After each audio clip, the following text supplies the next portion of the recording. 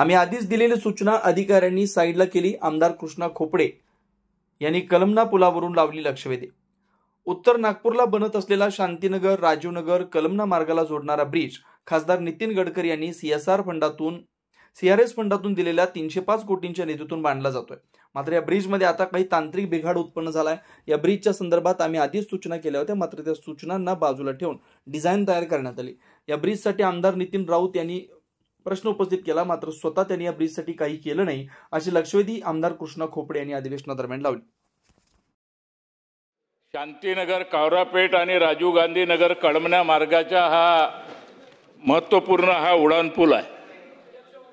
या उड्डाणपुलाला आमचे नेते केंद्रीय मंत्री नितीनजी गडकरी साहेबांनी 305 कोटी रुपये सीआरएफ फंडातून त्या ठिकाणी दिले आहे.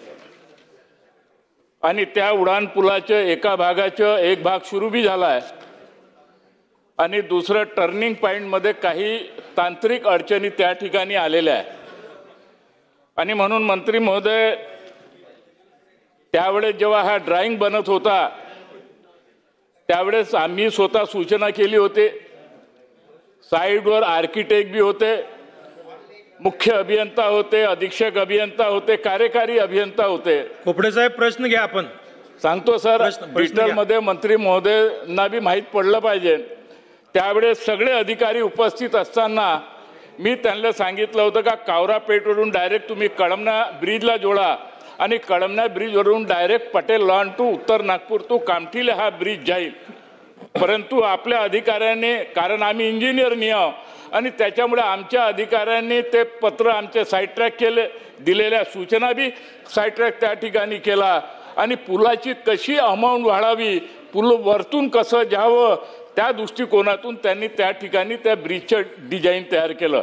अध्यक्ष महोदय, ब्रिज हा फार महत्त्वपूर्ण ब्रिज आहे. कारण नितीन राऊत साहेबाला बी माहीत आहे, आम्ही लहान असताना ते बी अनेक वेळा त्या ब्रिजवरून गेलं, खालतून गेल्या साल घंटा 2-2 घंटे आम्ही त्या ठिकाणी थांबत होतो.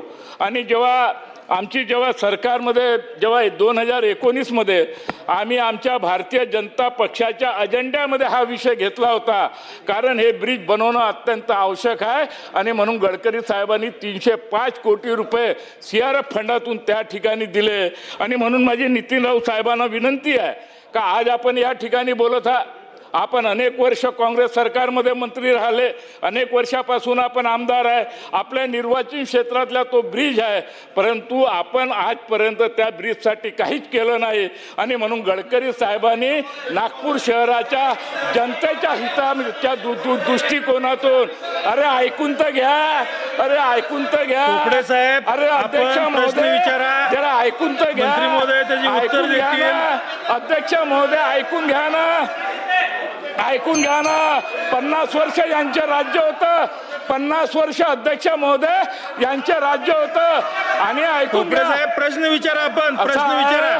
काँग्रेसवाल्यांनी जरा ऐकण्याची क्षमता बी ठेवली पाहिजे. प्रश्न विचारा. काँग्रेसवाल्यांनी ऐकण्याची जरा क्षमता बी ठेवली पाहिजे. प्रश्न विचारा. स्पेसिफिक प्रश्न विचारतो अध्यक्ष महोदय. मंत्री महोदय उत्तर द्या. आपण प्रश्न विचारतो. मंत्री महोदय, मंत्री महोदय, नितीन राऊत साहेब, मंत्री महोदय 50 वर्ष काही केलं नाही. अध्यक्ष महोदय, मंत्री महोदय, ज्या ब्रिजच्या बाबतीमध्ये उत्तर घेऊ परत देतो तुम्हाला संधी. नितीन राऊत आपल्याला संधी देतो, फक्त उत्तर घेऊ. मान्य खोपडे साहेबांनी तो उल्लेख केला. संधी देतो, फक्त उत्तर घ्या आणि मग